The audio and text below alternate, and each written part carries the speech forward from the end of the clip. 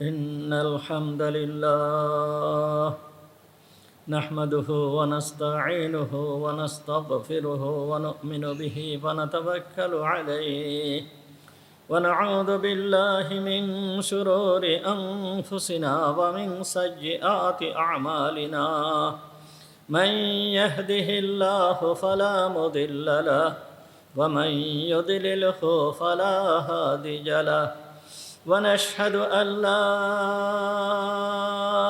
إله إلا الله وحده لا شريك له ونشهد أن سيدنا مولانا محمدا عبده ورسوله أرسله بالحق بشيرا ونذيرا صلى الله تعالى عليه وعلى آله وأصحابه وبارك وسلم تسليما كثيرا كثيرا أما بعد فأعوذ بالله من الشيطان الرجيم بسم الله الرحمن الرحيم قال بل سولت لكم أنفسكم أمرا فصبر جميل والله المستعان على ما تصفون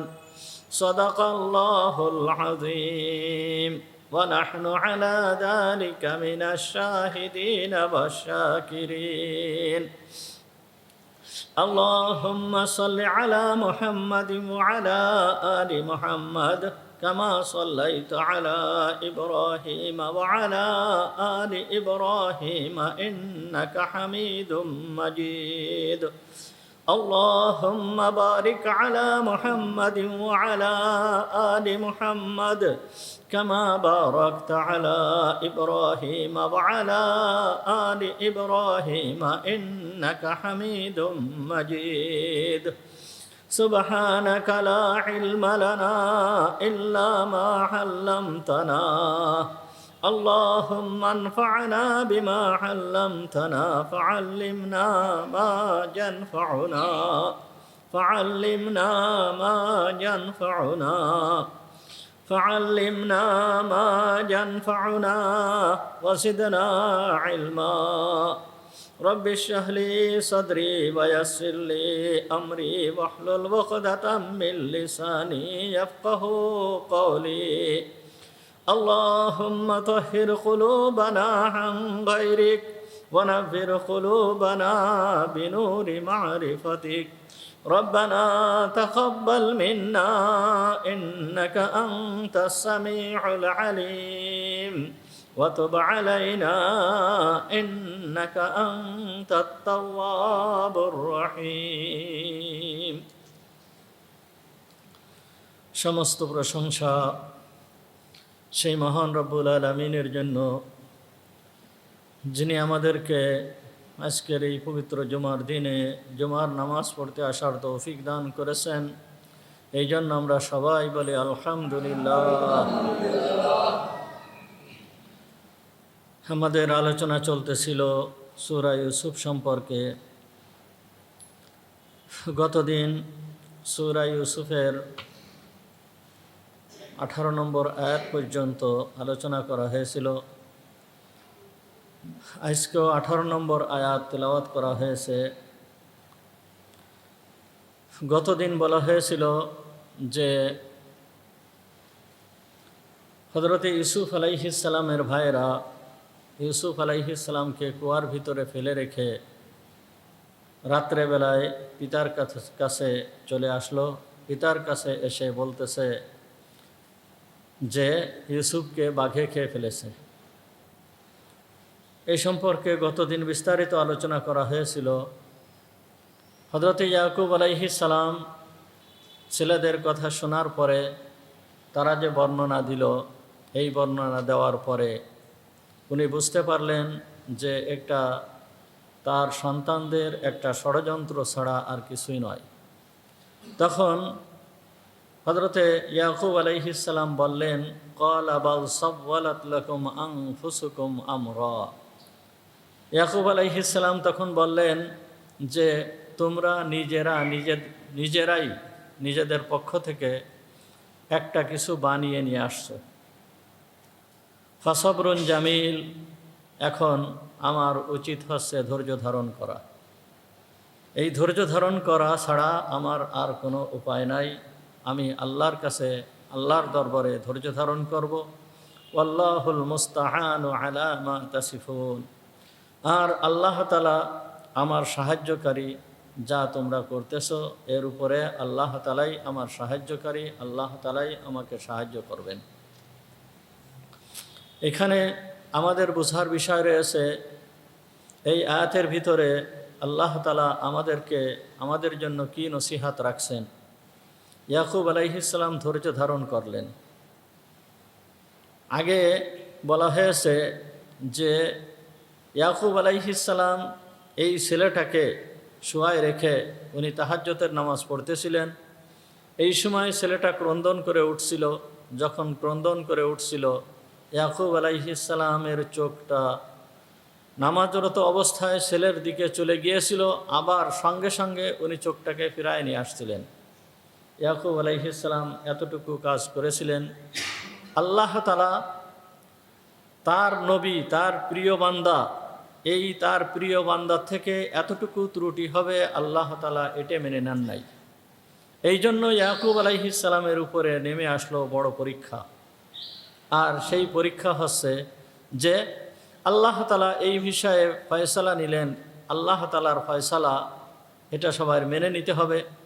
আল্লাহ তাআলা তখনই করলেন যে আমার ইবাদতের ভিতরে মশগুল থেকে আমার বান্দা, সে আমার ইবাদতের ভিতরে রয়েছে, তার মন মানসিকতা সমস্ত কিছুই থাকবে আমার দিকে, কিন্তু আমার দিকে না থেকে তার সন্তানের দিকে চলে গেছে। সুতরাং এই সন্তানকে আমি বহু বছর পর্যন্ত তার চোখের সামনের থেকে আড়াল করে রাখব। তাই আল্লাহ তাআলার ফয়সালা হযরতে ইউসুফ আলাইহিস সালাম ইয়াকুব আলাইহিস সালামের চোখের সামনের থেকে আড়াল হয়ে গেল। আল্লাহ তাআলা চোখের সামনের থেকে আড়াল করে দিলেন। তখন ইয়াকুব আলাইহিস সালামের উপরে পরীক্ষা নেমে আসলো। এই পরীক্ষায় হযরতে ইয়াকুব আলাইহিস সালাম ধৈর্য ধারণ করলেন এবং তিনি বললেন যে ফাসবরুন জামিল, আমি উত্তম রূপে ধৈর্য ধারণ করব। ওয়াল্লাহুল মুস্তাআনু আলা মা তাসিফুন, আর আল্লাহ তাআলাই আমার সাহায্যকারী। তোমরা যেই বিষয়ে যা করতেছো এর উপরে আল্লাহ তাআলাই আমার সাহায্যকারী।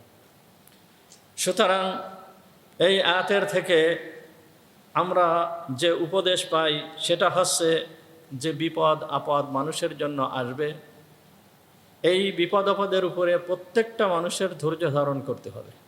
আল্লাহর যে ফয়সালা, আল্লাহর ফয়সালার উপরে প্রত্যেকটা মানুষের রাজি থাকতে হবে, প্রত্যেকটা মুমিন মুসলমানের রাজি থাকতে হবে। যদি এই মুমিন মুসলমান আল্লাহর ফয়সালার উপরে রাজি থাকে, তাহলে আল্লাহ তাআলা তাকে পুরস্কৃত করেন, পরীক্ষা করেন, বিপদ আপদ দিয়ে আল্লাহ তাআলা পরীক্ষা করেন। তো পরীক্ষায় যখন বান্দা পাশ করে যায়, তখন তাকে পুরস্কৃত করা হয়, তাকে পুরস্কার দেওয়া হয়। ধরেন কোনো ছাত্র কোনো স্কুলে লেখাপড়া করে, ওই স্কুল যদি উন্নত মানের হয়, ওই শিক্ষা প্রতিষ্ঠান যদি উন্নত মানের শিক্ষা প্রতিষ্ঠান হয়, শিক্ষা প্রতিষ্ঠানের থেকে ঘোষণা করা হয় যেই সমস্ত ছাত্ররা এই রকম নাম্বার নিয়ে, ধরেন বলা হলো যেই সমস্ত ছাত্ররা বর্তমান সময়ে A+ পাবে তাদেরকে পুরস্কৃত করা হবে, তাদেরকে বিশেষভাবে পুরস্কৃত করা হবে। তো দেখা যাচ্ছে যে ওই স্কুল থেকে যেই সমস্ত ছাত্ররা A+ পাবে তাদের কষ্ট করতে হয়, লেখাপড়া করতে হয়। এই লেখাপড়ার মাধ্যমে তাদের কষ্ট করতে হয়, অনেক কষ্ট করা লাগে। এরপরে যখন তারা A+ পায়, তখন ওই স্কুলের পক্ষ থেকে তাদেরকে পুরস্কৃত করা হয়। এটা দুনিয়ার নিয়ম। ওই স্কুলটা ধরেন যদি বিদেশি স্কুল হয়, কোনো বিদেশি শিক্ষা প্রতিষ্ঠান, ওই বিদেশি স্কুল বিদেশের থেকে আমাদের দেশে ওই শিক্ষা প্রতিষ্ঠান পরিচালনা করা হচ্ছে, ওই রকম স্কুল যদি হয়, তাহলে ঘোষণা করা হয় যারা ওই স্কুল থেকে A+ পাবে তাদেরকে আমাদের দেশে নিয়ে আসা হবে এবং আমাদের দেশে চাকরির ব্যবস্থা করা হবে। তার বাসস্থানের ব্যবস্থা করা হবে, সমস্ত কিছুর ব্যবস্থা করা হবে। এই রকম ধরনের অনেক প্রতিষ্ঠান আছে, এরকম করে, এরকম করা হয়। তা দুনিয়ার নীতি যদি এই হতে পারে, তাহলে দুনিয়াটা হচ্ছে আল্লাহ তাআলার একটা প্রতিষ্ঠান, পরীক্ষার হল। আল্লাহ তাআলার একটা পরীক্ষার হল হচ্ছে এই দুনিয়াটা। সুতরাং এই দুনিয়ায় যেই সমস্ত বান্দাদেরকে আল্লাহ তাআলা পরীক্ষা করবেন আর তারা পরীক্ষায় উত্তীর্ণ হবে, উত্তীর্ণ হওয়ার পরে আল্লাহ তাআলা তাদের পুরস্কৃত করবেন না, এটা তো হতে পারে না। আল্লাহ তাআলা অবশ্যই তাদেরকে পুরস্কৃত করবেন।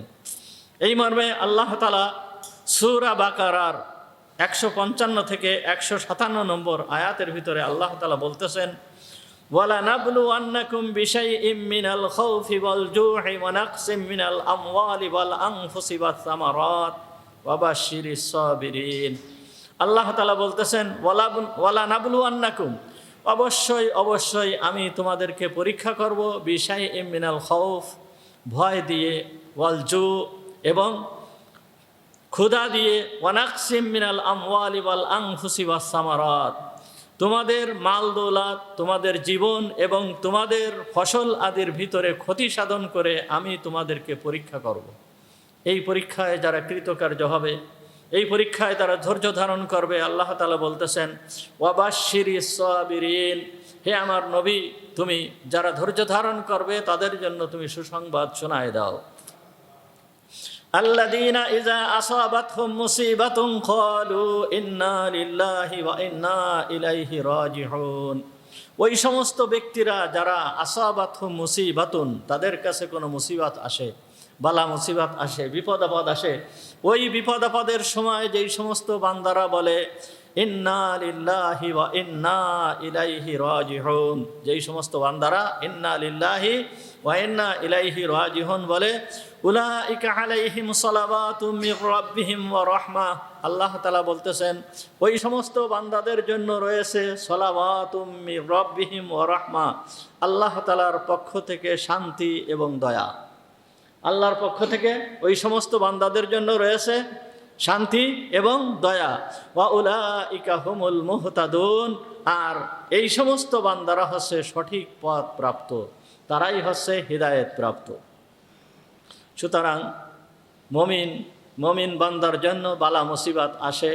এই বালা মুসিবত যখন আসে, আসার পরে আল্লাহর ফয়সালায় সন্তুষ্ট থাকাটা, এইটা হচ্ছে মুমিনের জন্য উপকার, মুমিনের জন্য উপকার। মুমিন এর মাধ্যমে উপকৃত হয়। মুহাম্মদুর রাসূলুল্লাহ সাল্লাল্লাহু আলাইহি ওয়াসাল্লাম বলছেন, মুসলিম শরীফের ভিতরে আসছে, মুসলিম শরীফের 2999 নম্বর হাদিস, হযরত সুহাইল রাদিয়াল্লাহু তাআলা আনহু থেকে বর্ণিত, ক্বালা রাসূলুল্লাহ সাল্লাল্লাহু আলাইহি ওয়াসাল্লাম, মুহাম্মদুর রাসূলুল্লাহ সাল্লাল্লাহু আলাইহি ওয়াসাল্লাম বলেন, আজাবান লি আমরিল মুমিন, মুসলমানদের যেই সমস্ত কাজ আছে, সমস্ত কাজের জন্য মুসলমানদের জন্য আশ্চর্যের বিষয়। মুসলমানদের জন্য সমস্ত কাজগুলোই হচ্ছে আশ্চর্যের বিষয়। ইন্না আমরুহু কুল্লুহু খাইর, তার সমস্ত কাজ, মুসলমানের সমস্ত কাজ এর ভিতরে খাইর, এইটাই হচ্ছে মঙ্গল, এইটাই হচ্ছে বরকত। ওয়ালাইসা দাকা লি আহাদিন ইল্লাল মুমিন, আর এই রকম একমাত্র মুমিন ছাড়া অন্য কোনো বান্দার ক্ষেত্রে, অন্য কোনো মানুষের ক্ষেত্রে এই রকম হয় না। ইন আসাবাহু শাররুন শাকার, যদি তার উপরে কোনো বিপদ আপদ আসে, ইন আসাবাতহু সাররাউ শাকার, যদি তার উপরে কোনো মঙ্গল আসে, সুখ শান্তি স্বাচ্ছন্দ্য আসে, তখন ওই ব্যক্তি কি করে? শুকর করে। যদি সে শুকর করে, ফাকানা খায়রা, তাহলে এর জন্য উপকার, এর জন্য মঙ্গল। ওয়াইন আসাবাতহু যাররা, আর যদি তার কাছে কোনো বিপদ আপদ আসে, ওই সময় সে যদি সবর করে, ফাকানা খায়রান লাহু, তার জন্য এইটে তার জন্য মঙ্গল। তাহলে সুখের সময় সে যদি শুকর করে, তার জন্য মঙ্গল, আর দুঃখের সময় সে যদি সবর করে, তার জন্য মঙ্গল। এইটে একমাত্র মুমিন ছাড়া অন্য কারোর জন্য নাই। এই জন্য মুহাম্মদুর রাসূলুল্লাহ সাল্লাল্লাহু আলাইহি ওয়াসাল্লাম বলেন, আজাবান লি আমরিল মুমিন, মুমিনের প্রত্যেকটা কাজই আশ্চর্যজনক, মুমিনের প্রত্যেকটা কাজ আশ্চর্যজনক। মুহাম্মদুর রাসূলুল্লাহ সাল্লাল্লাহু আলাইহি ওয়াসাল্লাম আরও বলেন, হাদিসটি বুখারী শরীফের ভিতরে আসছে, বুখারী শরীফের 5321 নম্বর হাদিস। হযরতে আবু হুরায়রা রাদিয়াল্লাহু তাআলা আনহু থেকে বর্ণিত, মুহাম্মদুর রাসূলুল্লাহ সাল্লাল্লাহু আলাইহি ওয়াসাল্লাম বলেন, ক্বালা রাসূলুল্লাহ সাল্লাল্লাহু আলাইহি ওয়াসাল্লাম, মান ইউরিদিল্লাহু বিহি খায়রান ইউসিবহু মিনহু। মান ইউরিদিল্লাহু বিহি খায়রান, আল্লাহ তাআলা যেই ব্যক্তির মঙ্গল চান, আল্লাহ তাআলা যেই ব্যক্তির ভালাই চান, আল্লাহ তাকে বিপদ আপদ দান করেন, আল্লাহ তাকে বিপদ আপদ দান করেন।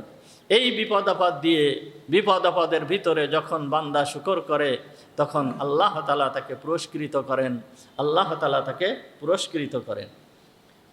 উপরের আয়াতের ভিতরে আমরা জানতে পারলাম যে আল্লাহ তাআলা মুমিন বান্দাকে কি করেন? অবশ্যই পরীক্ষা করেন। এই পরীক্ষায় সে যদি সবর করে, বিভিন্ন বালা বিপদ আপদ বালা মুসিবত দিয়ে সে যদি সবর করে, তাহলে আল্লাহ তাআলা তাকে পুরস্কৃত করেন। তাহলে বিপদ আপদ বালা মুসিবত যদি আসে, তাহলে কি করতে হবে? ইন্না লিল্লাহি ওয়া ইন্না ইলাইহি রাজিউন, এটা পড়তে হবে।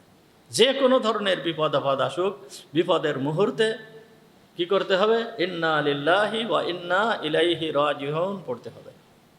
আমরা তো মনে করি যে ইন্না লিল্লাহি ওয়া ইন্না ইলাইহি রাজিউন এইটা শুধুমাত্র যখন মানুষ মারা যায় তখন পড়তে হয়, না। এটা যে কোনো ধরনের বিপদ আসুক, তখন ইন্না লিল্লাহি ওয়া ইন্না ইলাইহি রাজিউন পড়তে হবে। এমনকি আমরা এই যে বসে আছি, বিদ্যুৎ চলে গেল, এই বিদ্যুৎ চলে যাওয়ার পরে সাথে সাথেই পড়তে হবে কি? ইন্না লিল্লাহি ওয়া ইন্না ইলাইহি রাজিউন। আল্লাহ তাআলার পক্ষ থেকে পুরস্কার পাওয়া যাবে, আল্লাহ পুরস্কৃত করবেন। দেখেন, মুসলিম শরীফের ভিতরে আসছে এই সম্পর্কে একটা হাদিস। হাদিস বর্ণনাকারী হচ্ছে হযরতে উম্মে সালামা রাদিয়াল্লাহু তাআলা আনহা।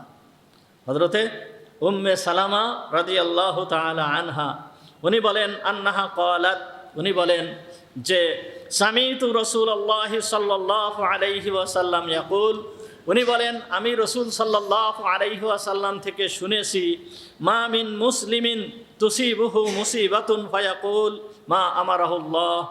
কোনো মুসলমানের যদি কোনো বিপদ আসে, ওই বিপদের সময় সে বলে মা আমারাহুল্লাহ, আল্লাহ তা যাকে আদেশ করেছেন, আল্লাহ তাকে যা আদেশ করেছেন তাই সে বলে।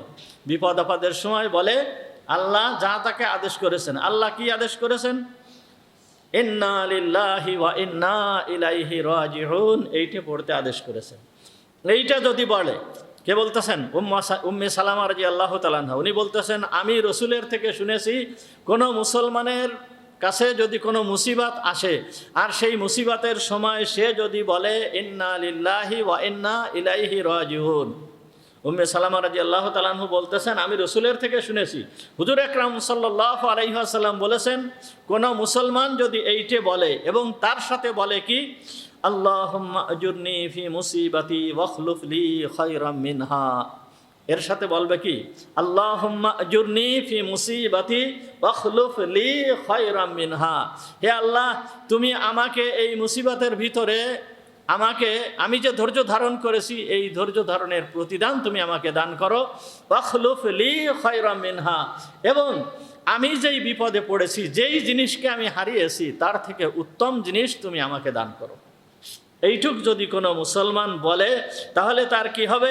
ইল্লা আখলাফাল্লাহু লাহু খায়রাম মিনহা, আল্লাহ তাআলা ওই যেই জিনিসকে সে হারিয়েছে তার থেকে উত্তম জিনিস আল্লাহ তাআলা তাকে দান করবেন। কে বলতেছেন? মুহাম্মদুর রাসূলুল্লাহ সাল্লাল্লাহু আলাইহি ওয়াসাল্লাম। হাদিস বর্ণনাকারী কে? উম্মে সালামা রাদিয়াল্লাহু তাআলা আনহা। এখন ক্বালাত, উম্মে সালামা রাদিয়াল্লাহু তাআলা আনহা বলতেছেন, ফালাম্মা মাতা আবু সালামা, যখন মারা গেল আবু সালামা, অর্থাৎ উম্মে সালামার স্বামী আবু সালামা মারা গেল। ফালাম্মা মাতা, যখন মারা গেল আবু সালামা রাদিয়াল্লাহু তাআলা আনহু যখন মারা গেলেন, কুলতু আইয়ুল মুসলিমি খায়রুম মিন আবি সালামা, আমি নিজে নিজে মনে মনে বললাম যে মুসলমানদের ভিতরের থেকে আবু সালামার থেকে উত্তম ব্যক্তি, ভালো ব্যক্তি আর কে হতে পারে? আউয়ালু বাইতিন হাজারা ইলা রাসূলিল্লাহি সাল্লাল্লাহু আলাইহি ওয়াসাল্লাম, সে সর্বপ্রথম মানুষ যে সপরিবারে মুহাম্মদুর রাসূলুল্লাহ সাল্লাল্লাহু আলাইহি ওয়াসাল্লামের দিকে অর্থাৎ মদিনায় হিজরত করেছিল। সুম্মা ইন্নী কুলতুহা, এইভাবে আমি বলতে থাকলাম। আমি মনে মনে বললাম যে আবু সালামার থেকে উত্তম ব্যক্তি কে হতে পারে, এইভাবে আমি বলতে থাকলাম। এই আমল আমি করতে থাকলাম, এই আমল করতেছি, করতে করতে করতে কি হলো, ফা আখলাফাল্লাহু লি রাসূলিল্লাহি সাল্লাল্লাহু আলাইহি ওয়াসাল্লাম, অতঃপর এই আমল করতে করতে আল্লাহ তাআলা স্বামী হিসাবে আমাকে রাসূল সাল্লাল্লাহু আলাইহি ওয়াসাল্লামকে নির্বাচন করলেন। কত বড় কথা চিন্তা করতে পারছেন। আবু সালামা মারা যাওয়ার পরে ওই আমল করতে করতে উম্মে সালামাকে মুহাম্মদুর রাসূলুল্লাহ সাল্লাল্লাহু আলাইহি ওয়াসাল্লাম নিজেই বিবাহ করেন। ক্বালাত, উনি বলতেছেন, উম্মে সালামা বলতেছেন, আরসালা ইলাইয়া রাসূলুল্লাহ সাল্লাল্লাহু আলাইহি ওয়াসাল্লাম, আমার কাছে মুহাম্মদুর রাসূলুল্লাহ সাল্লাল্লাহু আলাইহি ওয়াসাল্লাম পাঠালো। কাকে? হাতিব ইবনে আবি বালতাহ, হাতিব ইবনে আবি বালতাহ রাদিয়াল্লাহু তাআলা আনহুকে আমার কাছে পাঠালো। ইউখতিবুনি লাহু, সে আমাকে প্রস্তাব করলো তার জন্য, মানে সে আমাকে বিবাহের প্রস্তাব করলো মুহাম্মদুর রাসূলুল্লাহ সাল্লাল্লাহু আলাইহি ওয়াসাল্লামের জন্য। ফাকুলতু ইন্নালি বিনতান, আমি বললাম যে আমার তো সন্তান রয়েছে। ওয়া আনা গুয়ুর, আর আমি এমন একজন মহিলা, আমার ভিতরে অভিমান অনেক বেশি। ফাকাল আম্মা ইবনাতুকা ফানাদুল্লাহ, তোমার যে সন্তান আছে এই সন্তানের জন্য কি করব, তোমার জন্য সন্তানের জন্য দোয়া করব। ওয়া আদউল্লাহ, আর আল্লাহর কাছে দোয়া করব। আইয়ুযহিবা বিল গায়রা, তোমার ভিতরে যে অভিমান আছে এই অভিমানটা দূর করে দেবেন। এটা হচ্ছে মুসলিম শরীফের বর্ণনা। মুসনাদে আহমদের ভিতরে হাদিস আসছে, মুসনাদে আহমদের ভিতরে আসছে যে মুসনাদে আহমদের ভিতরে হাদিস আসছে আবু সালামা ওই সাহাবিয়ার থেকে বর্ণনা, উনি বর্ণনা করতেছেন, উম্মে সালামা রাদিয়াল্লাহু তাআলা আনহা বর্ণনা করতেছেন, আতানি আবু সালামা ইয়াওমান, একদিন আমার স্বামী আবু সালামা রাদিয়াল্লাহু তাআলা আনহু উনি একদিন আমার কাছে আসলেন। মিন ইনদি রাসূলিল্লাহি সাল্লাল্লাহু আলাইহি ওয়াসাল্লাম, মুহাম্মদুর রাসূলুল্লাহ সাল্লাল্লাহু আলাইহি ওয়াসাল্লামের কাছে থেকে উনি আসলেন। আসার পরে ফাকাল, উনি বলতেছেন, লাকাদ সামিতু মিন রাসূলিল্লাহি সাল্লাল্লাহু আলাইহি ওয়াসাল্লাম কওলান, আমি মুহাম্মদুর রাসূলুল্লাহ সাল্লাল্লাহু আলাইহি ওয়াসাল্লাম থেকে একটা কথা শুনেছি, ফাসারিরতু বিহ, আমি এর দ্বারা খুব খুশি হয়েছি। কে বলতেছেন? আবু সালামার স্বামী, উম্মে সালামার স্বামী আবু সালামা রাদিয়াল্লাহু তাআলা আনহু। ক্বাল, উনি বলতেছেন, তখন বলতেছেন, লা তুসিবু আহাদাম মিনাল মুসলিমিনা মুসিবাতুন, যখন কোনো মুসলমানের কাছে কোনো মুসিবত আসে তখন ফাল ইয়াস্তারজি ইনদা মুসিবাতিহি, ও যদি ওই মুসিবতের সময় বলে ইন্না লিল্লাহি ওয়া ইন্না ইলাইহি রাজিউন, এ কথা বলে। সুম্মা ইয়াকুল, অতঃপর সে বলে, আল্লাহুম্মা জুরনি ফি মুসিবাতি ওয়াখলুফ লি খায়রাম মিনহা, ওই যেই দোয়া বললাম ওই দোয়াটা সে যদি বলে তাহলে কি হবে? ইল্লা ফাআলা যালিকা বিহ, তাহলে ওয়াখলাফা লি, তখন ওই দোয়াটা যখন সে বলবে তখন আল্লাহ তাআলা তার জন্য উত্তম জিনিসের ব্যবস্থা করে দিবেন। এইটা উম্মে সালামা রাদিয়াল্লাহু তাআলা আনহু বলতেছেন। উম্মে সালামা রাদিয়াল্লাহু তাআলা আনহা আরো বলেন, ক্বালাত উম্মে সালামা রাদিয়াল্লাহু তাআলা আনহা তখন বলতেছেন, ফাহাফিজতু যালিকা মিনহু, আমি এইটাকে আমার স্বামীর কাছে থেকে মুখস্থ করে রাখলাম। এইটা আমার স্বামীর কাছে থেকে মুখস্থ করে রাখলাম। মুখস্থ করে রাখার পরে ফালাম্মা তুফিয়া আবু সালামা, যখন আবু সালামা রাদিয়াল্লাহু তাআলা আনহু উনি ইন্তেকাল করলেন, ইস্তারজাতু, আমি তখন পড়লাম ইন্না লিল্লাহি ওয়া ইন্না ইলাইহি রাজিউন ওয়া কুলতু, উনি বলতেছেন আমি তখন পড়লাম ইন্না লিল্লাহি ওয়া ইন্না ইলাইহি রাজিউন। এরপরে আমি পড়লাম আল্লাহুম্মা আজুরনি ফি মুসিবাতি ওয়াখলুফনি খায়রাম মিনহা, এইটা আমি পড়লাম। এইটা যখন পড়ছি, পড়ার পরে সুম্মা রাজাতু ইলা নাফসি, তখন আমি নিজে নিজে মনে মনে ভাবতেছি, রাজাতু ইলা নাফসি, আমি নিজে নিজে ভাবতেছি, কুলতু মান আইনালি খায়রুন মিন আবি সালামা, আমার জন্য কোথার থেকে আসবে আবু সালামার থেকে উত্তম স্বামী। আমি আবু সালামার থেকে উত্তম স্বামী কোথায় পাবো? আবু সালামার থেকে উত্তম অভিভাবক আমি কোথায় পাবো? কে হবে আমার জন্য উত্তম অভিভাবক? এইটা আমি মনে মনে বলতেছিলাম।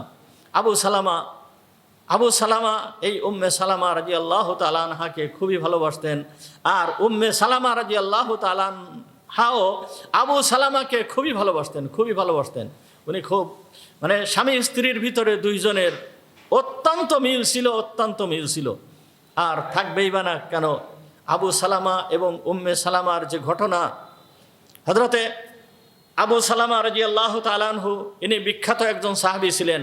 ইনি ছিলেন মুহাম্মদুর রাসূলুল্লাহ সাল্লাল্লাহু আলাইহি ওয়াসাল্লামের আপন ফুফতো ভাই। ইনি হুজুর সাল্লাল্লাহু আলাইহি ওয়াসাল্লামের আপন ফুফতো ভাই ছিলেন। এই জন্য হুজুর সাল্লাল্লাহু আলাইহি ওয়াসাল্লাম তাকে অত্যন্ত ভালোবাসতেন, স্নেহ করতেন। এবং হুজুর সাল্লাল্লাহু আলাইহি ওয়াসাল্লামের নির্দেশে সে হাবশায় হিজরত করেছিল। তাহলে সে একবার হাবশায় হিজরত করেছে। আবার হুজুর সাল্লাল্লাহু আলাইহি ওয়াসাল্লাম যখন এই আবু সালামাকে মদিনায় হিজরত করার জন্য যখন বললেন, তখন সর্বপ্রথম আবু সালামা রাদিয়াল্লাহু তাআলা আনহু তার স্ত্রীকে নিয়ে, উম্মে সালামাকে নিয়ে, এবং তার শিশু একটা সন্তান ছিল, এই সন্তানটাকে নিয়ে হিজরত করার জন্য রওনা হয়েছেন। যেই সময় হিজরত করার জন্য রওনা হয়েছেন, সমস্ত কিছু তৈরি করেছেন, উম্মে সালামাকে তার ওই উঠের পিঠে বসায় নিয়ে যখন রওনা হয়েছেন, রওনা হওয়ার সঙ্গে সঙ্গে এই আবু সালামার গোত্রের লোকেরা এসে তাকে বলল যে তোমাকে হিজরত করতে দেওয়া হবে না, তুমি কোথায় চলে যাচ্ছ, তোমাকে যেতে দেওয়া হবে না। সবাই বাধা দান করলো, কোনো রকম তাকে যেতে দেবে না।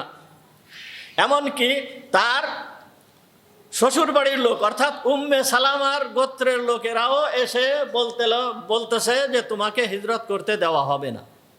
এইভাবে যখন আবু সালামা রাদিয়াল্লাহু তাআলা আনহু বললেন যে আমি হিজরত করবই, কোনোভাবে তোমরা আমাকে ঠেকাতে পারবে না, এইরকম সিদ্ধান্ত যখন নেওয়ার পরে এই ওনার স্ত্রী অর্থাৎ উম্মে সালামার গোত্রের লোকেরা এই উম্মে সালামাকে তার থেকে নিয়ে গেল। বলতেছে যে তুমি যাও, আমাদের মেয়েকে তোমাদের সঙ্গে হিজরত করতে দেব না। এই বলে উম্মে সালামাকে ওইখান থেকে নিয়ে গেল। নিয়ে যাওয়ার পরে যখন উম্মে সালামাকে নিয়ে গেছে, তার শিশুপুত্র তার কোলে রয়েছে। এখন আবু সালামার গোত্রের লোকেরা দেখলো যে তার মেয়েকে অর্থাৎ উম্মে সালামার গোত্রের লোকেরা তার মেয়েকে যখন নিয়ে যাচ্ছে, সুতরাং আবু সালামার সন্তানকে আমরা তাদের কাছে কেন ছাড়বো? এই সন্তানকে তারা নিয়ে গেল। তাহলে তিন ব্যক্তি তিন জায়গায়। আবু সালামা রাদিয়াল্লাহু তাআলা আনহু হিজরত করে মদিনায় চলে গেলেন, উম্মে সালামা রাদিয়াল্লাহু তাআলা আনহা আলাদা এবং তার এই শিশুপুত্র আলাদা, তিনজন তিন জায়গায় অবস্থান করতেছে। উম্মে সালামা রাদিয়াল্লাহু তাআলা আনহু ইনি নিজেই বলতেছেন, আমার উপরে এমন অবস্থার সৃষ্টি হয়েছে যে আমি প্রত্যেক দিন সকালবেলায় যেই স্থান থেকে আমাকে উটের পিঠের থেকে নামায় নিয়ে আসা হয়েছিল, ওই স্থানে আমি প্রত্যেক দিন আসতাম। আসার পরে ওইখানে বসে সকালবেলা থেকে বসে ওইখানে ক্রন্দন করতে থাকতাম, রাত পর্যন্ত আমি ক্রন্দন করতাম। এইভাবে 1 বছর আমার অতিবাহিত হয়েছে। 1 বছর পর্যন্ত এইভাবে আমি ক্রন্দন করেছি। সকালবেলায় আসতাম আর রাত্রেবেলায় আমি বাড়িতে ফিরে যেতাম। 1 বছর পর্যন্ত এইভাবে আমি ক্রন্দন করেছি।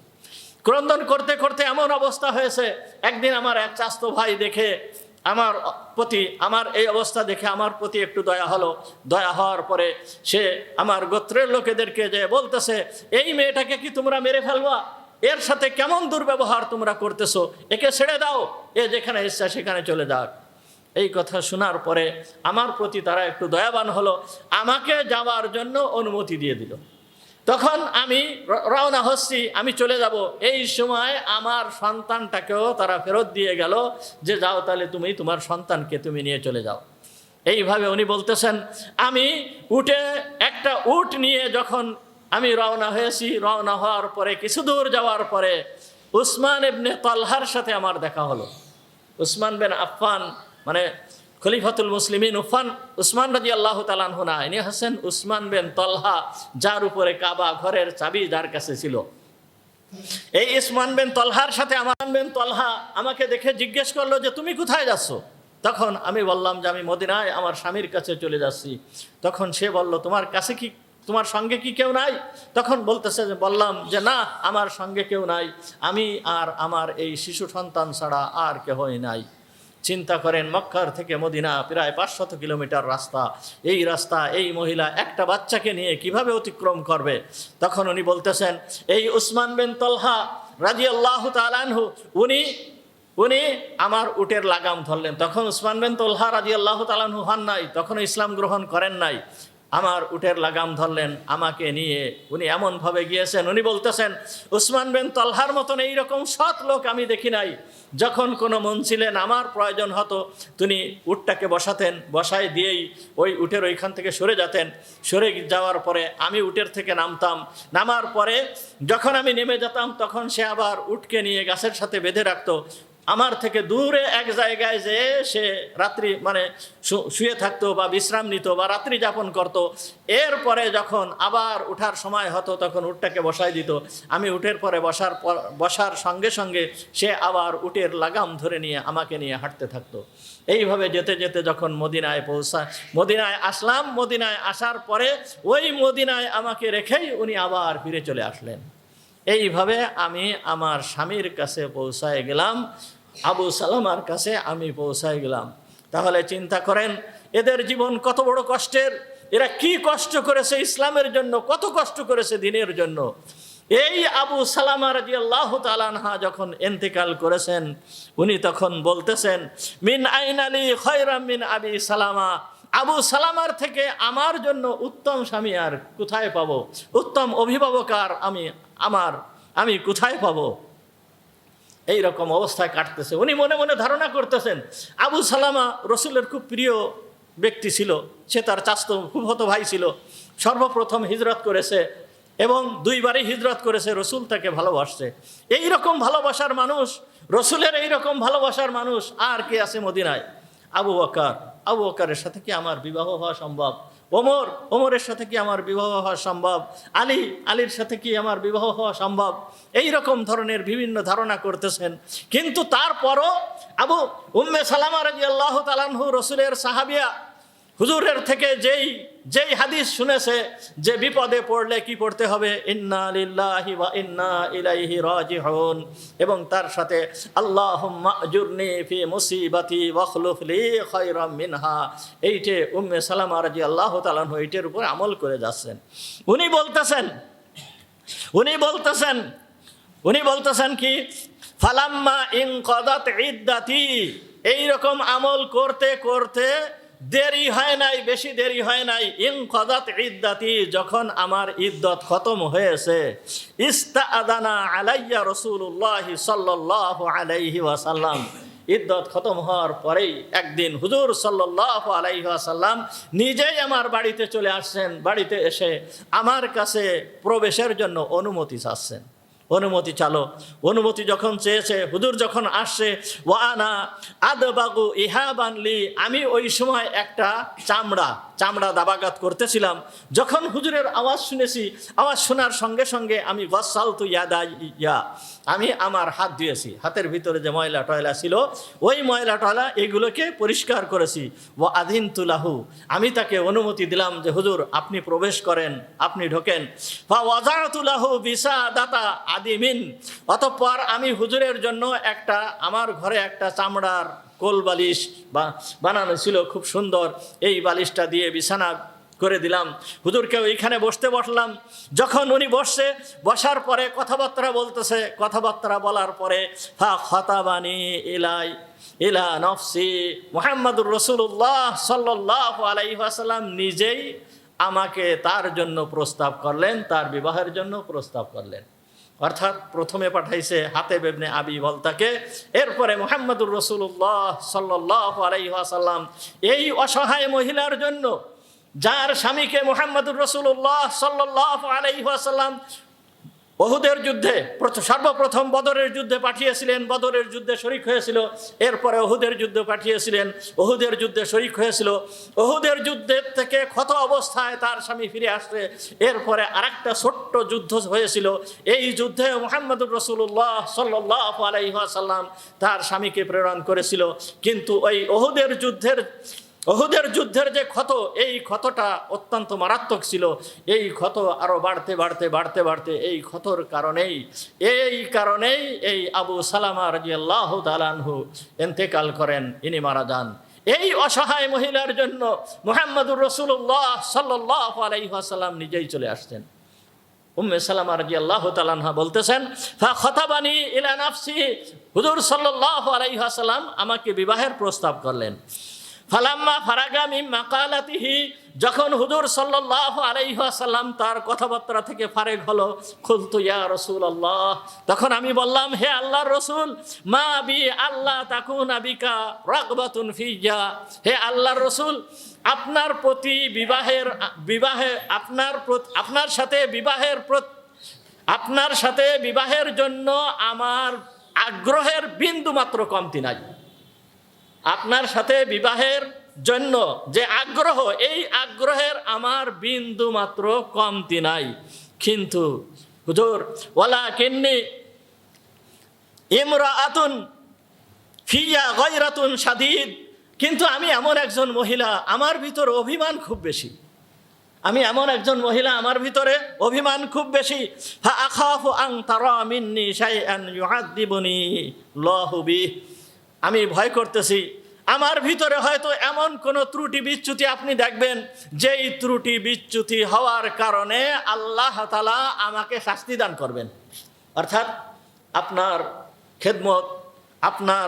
খেদমত ঠিক মতন করতে পারবো না, আমার ভিতরে ত্রুটি হয়ে যেতে পারে। যেহেতু আমার ভিতরে অভিমান অত্যন্ত বেশি, আমি একটা খুব বেশি অভিমানী মহিলা, এই জন্য হয়তো এরকম ধরনের কিছু হয়ে যেতে পারে। এক। দ্বিতীয়, ওয়া আনা ইমরাআতুন দাখালতু ফিস সিন, আর হে আল্লাহর রাসূল, আমার তো বয়স অনেক বেশি হয়ে গিয়েছে, আপনার খেদমত তো আমি ঠিক মতন করতে পারবো না। 3 নম্বর, ওয়া আনা যাতা ইয়াল, আর আমি আমার সন্তানাতি রয়েছে। সুতরাং আপনার সঙ্গে বিবাহের যে আগ্রহ, এর ভিতরে বিন্দুমাত্র আমার কোনো কমতি নাই, কিন্তু এই কয়টা বিষয় আমি ভয় করতেছি। সুতরাং আমার পক্ষে কি করে সম্ভব? তখন মুহাম্মদুর রাসূলুল্লাহ সাল্লাল্লাহু আলাইহি ওয়াসাল্লাম বলতেছেন, আমা যাকারতা মিনাল গায়রা, তুমি যে অভিমানের কথা বলছো, ফাসাউফা ইয়াযহাবাহুল্লাহু আযজা ওয়া জাল, আমি আশা করতেছি যে আল্লাহ তাআলা তোমার থেকে এটাকে দূর করে দেবেন। ওয়া আম্মা মান যাকারতা মিনাস সিন, আর তুমি যে বয়সের কথা বললে, ফাকাদ আসাবানি মিসলুল্লাযী আসাবাকি, তোমার বয়সও যেই রকম, তোমার বয়স যেই রকম হয়েছে, সুতরাং আমার বয়সও তো ওই রকম হয়েছে। আমার বয়সও তো অনেক হয়ে গিয়েছে। ওয়া আম্মা যাকারতা মিনাল ইয়াল, আর তুমি যে সন্তানাদির কথা উল্লেখ করলে, মুহাম্মদুর রাসূলুল্লাহ সাল্লাল্লাহু আলাইহি ওয়াসাল্লাম বলতেছেন, ফা ইন্নামা ইয়ালুকা ইয়ালি, তোমার সন্তান ওরা তো আমারই সন্তান, ওগুলো তো আমারই সন্তান।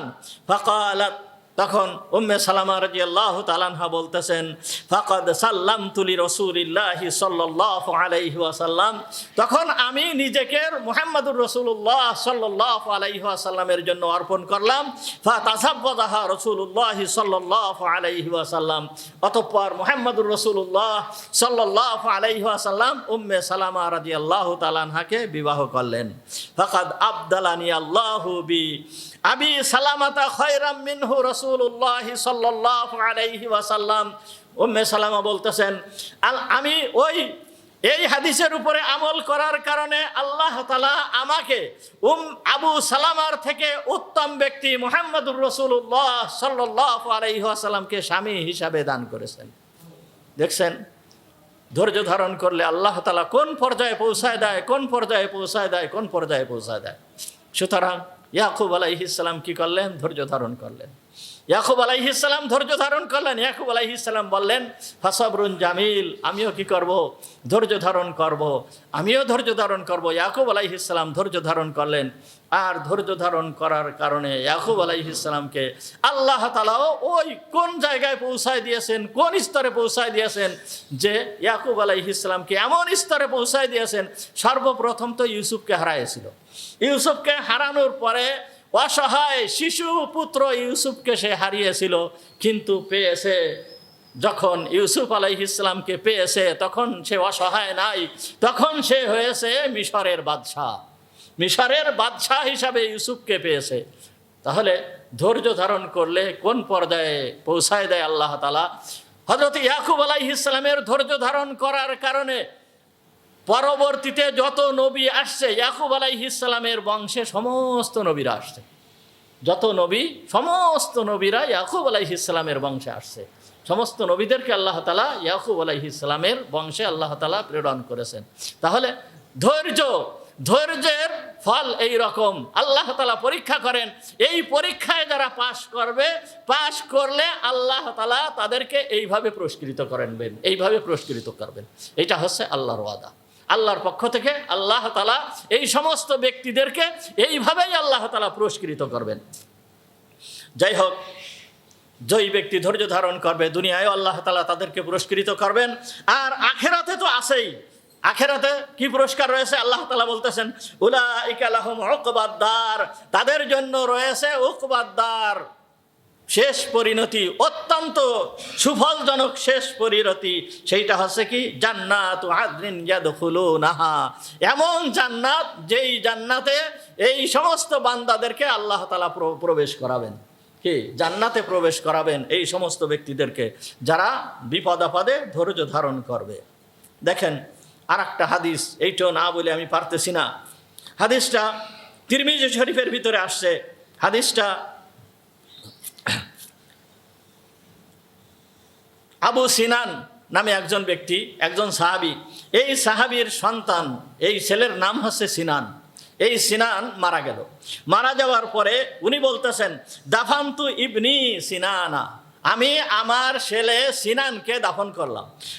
দাফন করার পরে ও আবু তালহা আল জাওলানি জালিসুন আলা সাফারিল কবর, কবরের পাশে আবু তালহা আল খাওলানি, আবু তালহা খাওলানি বসা ছিল। ফালাম্মা আরাতুল খুরুজ, যখন আমি কবর থেকে উঠতেছিলাম, আখাজা বিয়াদি, সে আমার হাত ধরলো। হাত ধরে বলতেছে, ফাকাল, সে বলতেছে, আলা উবাশিরুকা ইয়া আবা সিনান, হে আবু সিনান, আমি কি তোমাকে একটা সুসংবাদ শোনাবো? তখন আবু সিনান বলতেছে, কুলতু বালা। তখন আমি বললাম, কেন নয়, তুমি অবশ্যই শোনাও আমাকে। ক্বালা হাদ্দাসানি, তখন উনি বললেন, সনদ বর্ণনা করে বলতেছেন যে মুহাম্মদুর রাসূলুল্লাহ সাল্লাল্লাহু আলাইহি ওয়াসাল্লাম বলেছেন, ইযা মাতা ওয়ালাদুল আবদ, যখন কোনো ব্যক্তির কোনো সন্তান মারা যায়, ফাকাল আল্লাহু লিল মালাইকাতি, আল্লাহ তাআলা তখন ফেরেশতাকে বলে, কবাজতুম ওয়ালাদা আবদি, তোমরা কি আমার অমুক বান্দার সন্তানকে কবজ করে নিয়ে চলে আসছো, তাকে নিয়ে আসছো? ফায়াকুলুনা নাম, তখন তারা বলে কি, নাম, হ্যাঁ আল্লাহ, হ্যাঁ তার সন্তানকে আমরা নিয়ে আসছি। ফায়াকুল, তখন আল্লাহ তাআলা বলেন, কবাজতুম সামারাতা ফুয়াদি, তোমরা কি আমার বান্দার কলিজার টুকরাকে কবজ করে নিয়ে আসছো? তোমরা কি আমার বান্দার কলিজার টুকরাকে নিয়ে আসছো? ফায়াকুলুনা নাম, তখন ওই ফেরেশতারা বলে, নাম, হ্যাঁ, হে আল্লাহ, তোমার বান্দার কলিজার টুকরাকে, তোমার বান্দার কলিজাকে আমরা নিয়ে আসছি। ফায়াকুলু মাযা ক্বালা আবদি, তখন আল্লাহ তাআলা জিজ্ঞেস করে, মাযা ক্বালা আবদি, আমার বান্দা কি বলেছে? ফায়াকুল, তখন ফেরেশতারা বলে, হামিদাকা, হে আল্লাহ, তোমার প্রশংসা করেছে, তোমার প্রতি রাজি আছে, তোমার প্রতি নারাজ না। ওয়াস্তারজা, এবং পড়েছে কি, ইন্না লিল্লাহি ওয়া ইন্না ইলাইহি রাজিউন, এটা সে পড়েছে। ফায়াকুলুল্লাহ, তখন আল্লাহ তাআলা তখন বলেন, উবনু লি আবদি বাইতান ফিল জান্নাহ, আমার ওই বান্দার জন্য জান্নাতে একটা ঘর তৈরি করো, আমার ওই বান্দার জন্য জান্নাতে একটা ঘর তৈরি করো। ওয়াসাম্মুহু বাইতাল হামদ, আর এইটার নাম দাও তোমরা বাইতাল হামদ, মানে প্রশংসার ঘর। প্রশংসার ঘর হিসাবে, প্রশংসার টাওয়ার নামে একটা টাওয়ার জান্নাতের ভিতরে আমার ওই বান্দার জন্য তুমি তৈরি করো। তাহলে আল্লাহ তাআলা কোনো মুমিন বান্দাকে যদি মুসিবত দেন, মুসিবতে যদি সে ধৈর্য ধারণ করে, আল্লাহ তাআলা অবশ্যই তাকে পুরস্কার দান করেন। আল্লাহ তাআলা অবশ্যই তাকে পুরস্কার দান করেন। হযরত ইয়াকুব আলাইহিস সালাম ধৈর্য ধারণ করলেন, এইভাবে চলতে থাকলো ইয়াকুব আলাইহিস সালামের ধৈর্য। ইয়াকুব আলাইহিস সালাম ধৈর্য ধারণ করলেন। এদিকে হযরত ইউসুফ আলাইহিস সালাম কোথায়? ইউসুফ আলাইহিস সালাম এখন কোথায়? কুয়ার ভিতরে। ভাইরা রাত্রেবেলায় পিতার কাছে যে এই সমস্ত ঘটনা সব কিছু বলল। ইউসুফ আলাইহিস সালাম তখন কুয়ার ভিতরে। কুয়ার ভিতরে ইউসুফ আলাইহিস সালাম অবস্থান করতেছে 3 দিন পর্যন্ত। ইউসুফ আলাইহিস সালাম কুয়ার ভিতরে অবস্থান করছে। কয়দিন? 3 দিন পর্যন্ত কুয়ার ভিতরে অবস্থান করতেছে। অবস্থান করার পরে এই 3 দিন পর্যন্ত তার ভাই ইয়াহুদা ওকে খাবার দাবার পৌঁছায় দিচ্ছেন। গতদিন বলেছিলাম যে ইয়াহুদা তাকে খাবার দাবার পৌঁছায় দিচ্ছেন। ওইভাবে খাবার এনে একটা রশিতে করে আস্তে আস্তে ওই রশি ছেড়ে ইউসুফের কাছে খাবার পৌঁছায়। আর ইউসুফ আলাইহিস সালাম ওই কুয়ার ভিতরে থেকে খাবার খেতে থাকে, খাবার খায়। এরপরে এইভাবে 3 দিন হয়ে গেছে। ওই গত 2 জুমার আগে বলেছিলাম যে ইউসুফ আলাইহিস সালাম কুয়ার ভিতরে পড়ার সাথে সাথে আল্লাহর কাছে দোয়া করেছিল। জিবরাইল আলাইহিস সালাম দোয়া শিখাই দিয়েছিল। আর হযরত ইউসুফ আলাইহিস সালাম কুয়ার ভিতরে থেকে কি করেছিল? দোয়া করেছিল। দোয়া করার পরে ফেরেশতারা তখন বলেছিল, হে আল্লাহ, আমরা একটা দোয়া শুনলাম, এমন দোয়া মনে হচ্ছে একটা শিশুর কণ্ঠ, মনে হচ্ছে শিশুর, কিন্তু দোয়ার শব্দগুলো এমন মনে হচ্ছে কোনো নবীর দোয়া। তখন ফেরেশতারাও আল্লাহর কাছে সুপারিশ করেছে। আল্লাহ তাআলা ইউসুফ আলাইহিস সালামের দোয়াকে কবুল করেছেন। ইউসুফ আলাইহিস সালামের দোয়াকে আল্লাহ তাআলা কবুল করেছেন। এরপর কি হলো? সূরা ইউসুফের 19 নম্বর আয়াতে আল্লাহ তাআলা বলতেছেন, ওয়াজাআত সাইয়ারাতুন ফাআরসালু ওয়ারিদাহুম ফাআদলা দালওয়াহ।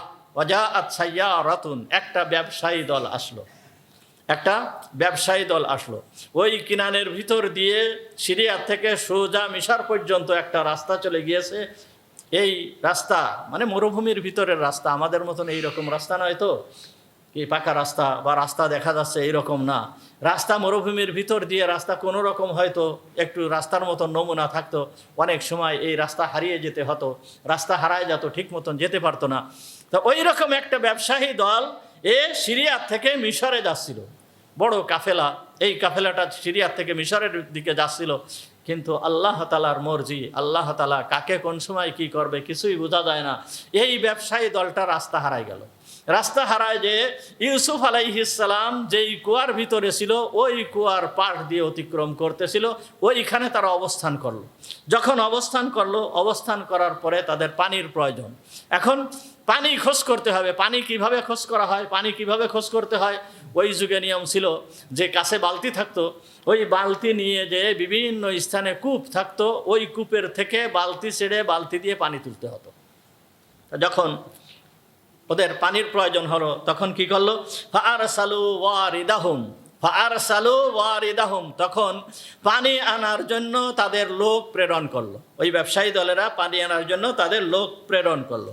লোক প্রেরণ করার পরে ও পানি খোঁজ করার জন্য আসলো। আসার পরে ফাআদলা দালওয়াহ, সে কুয়ার ভিতরে বালতি ছাড়লো।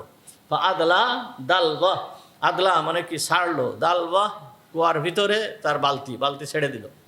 বালতি যখন ছেড়ে দিয়েছে, ছেড়ে দেওয়ার পরে অবস্থা এমন হয়েছে যে এই কুয়ার পানি কিন্তু ভালো ছিল না, লবণাক্ত ছিল, খারাপ পানি ছিল।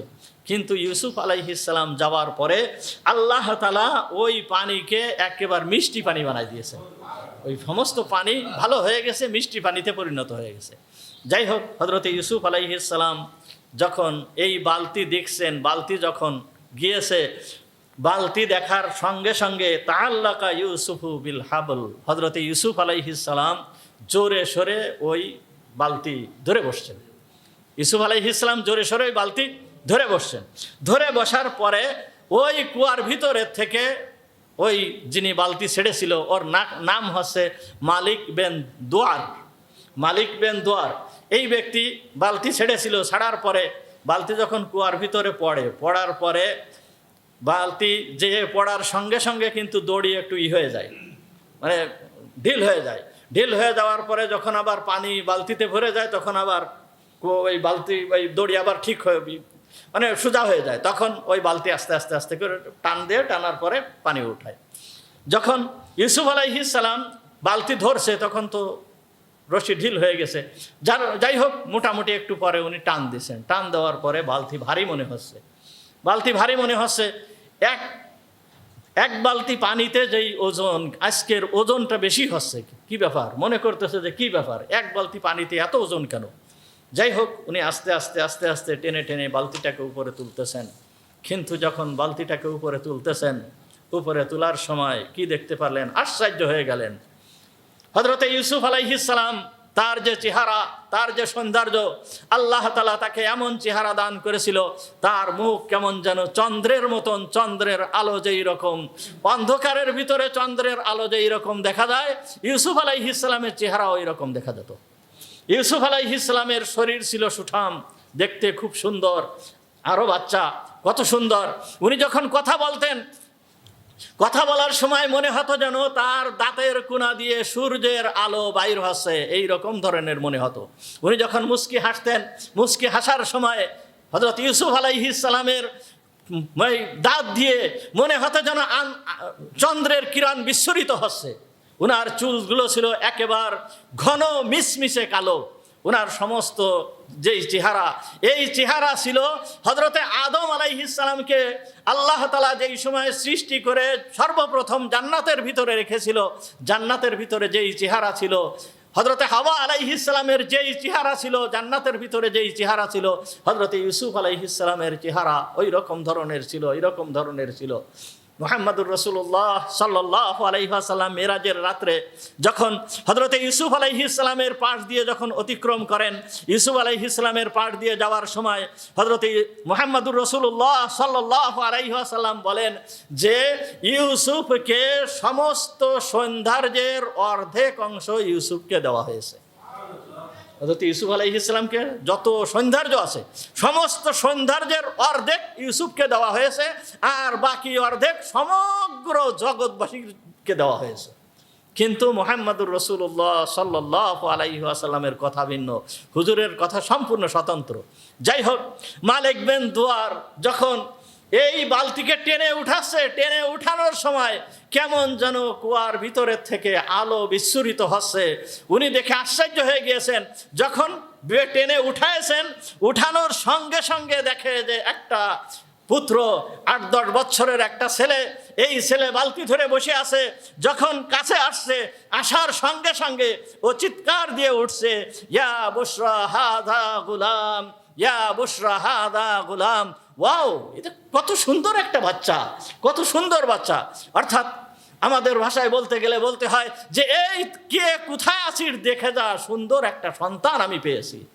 এই বলে হযরতে ইউসুফ আলাইহিস সালামকে কুয়ার ভিতরের থেকে মালিক ইবনে দুয়ার কুয়ার ভিতরের থেকে উঠায় ফেললেন। ওয়া আখিরু দাওয়ানা আলহামদুলিল্লাহি রাব্বিল আলামিন। আমরা